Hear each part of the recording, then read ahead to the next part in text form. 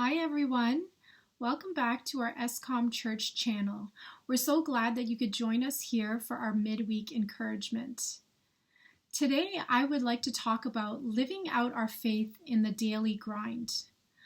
I believe this is a topic that we can all relate to.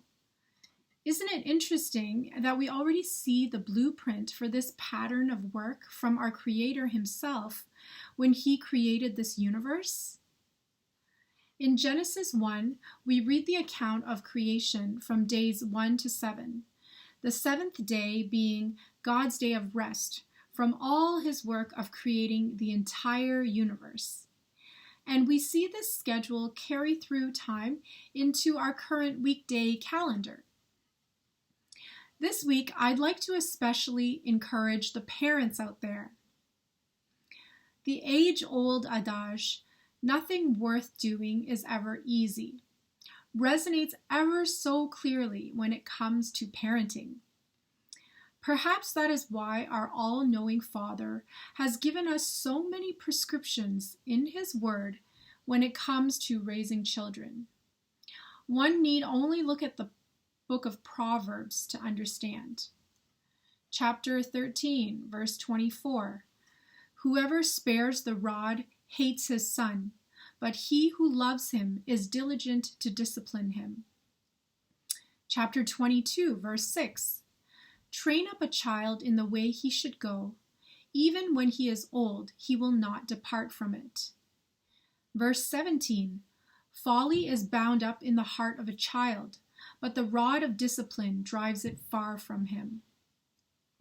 Chapter 23, verse 13, "Do not withhold discipline from a child. If you strike him with a rod, he will not die." Chapter 29, verse 15, "The rod and reproof give wisdom, but a child left to himself brings shame to his mother." Verse 17, "Discipline your son, and he will give you rest. He will give delight to your heart."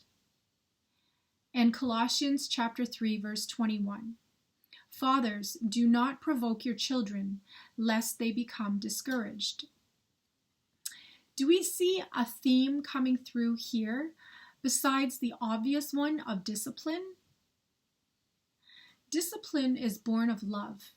It requires a parent's attention, presence, perseverance, and diligence. Our presence, attention, and affirmation to our children is so far-reaching. It is a foundation that can offer so much more that we can imagine. And also in parenting, we can relate to his experience as our father, gaining insight into God's mind, understanding the love and ultimate purpose behind his discipline.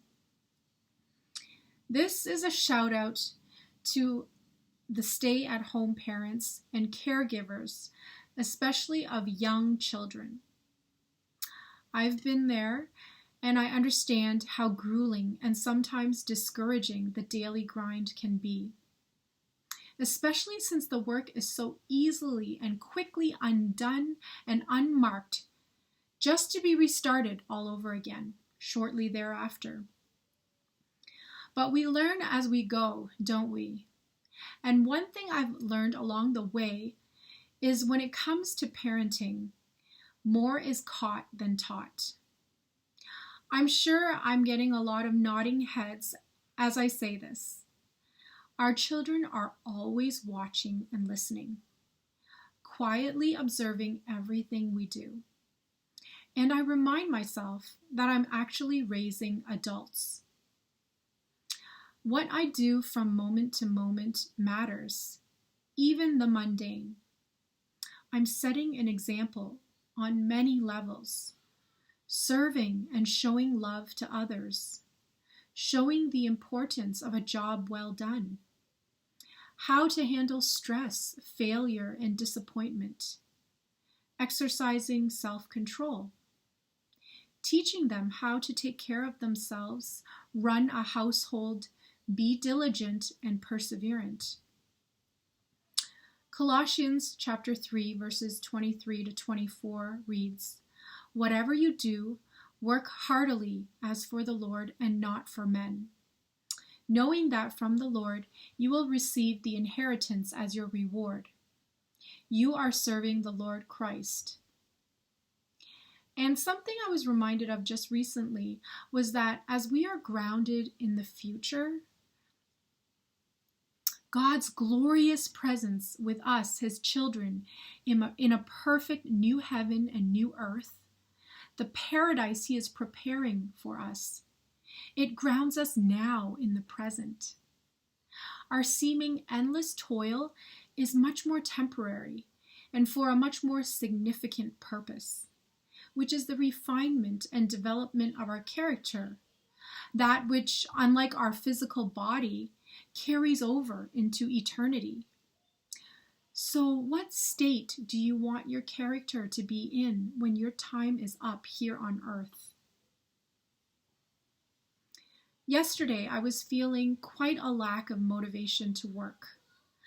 But knowing that I will be on vacation next week gives me the boost I need to work harder in order to prepare so that I can enjoy my vacation that much more.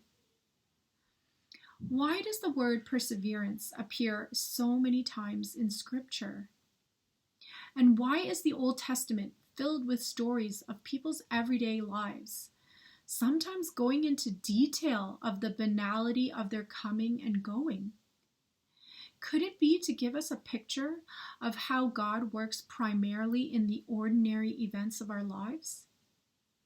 Stories like Esau coming home famished from hunting, Jacob cooking red stew and later raising and tending his uncle Laban's flocks, Ruth going into work in Boaz's grain field, and the list goes on. But one passage that really resonates with me, especially during this stage in my life, is from Deuteronomy chapter 6, verses 4 to 9. "Hear, O Israel, the Lord our God, the Lord is one. You shall love the Lord your God with all your heart and with all your soul and with all your might. And these words that I command you today shall be on your heart. You shall teach them diligently to your children, and shall talk of them when you sit in your house, and when you walk by the way, and when you lie down, and when you rise. You shall bind them as a sign on your hand, and they shall be as frontlets between your eyes. You shall write them on the doorposts of your house and on your gates." It made me realize how many God-given moments we have in our day-to-day living to speak of the Lord, his love, and his plan for all of us. Thank you for joining us here again for our midweek encouragement, and we look forward to seeing you here again next week, God willing.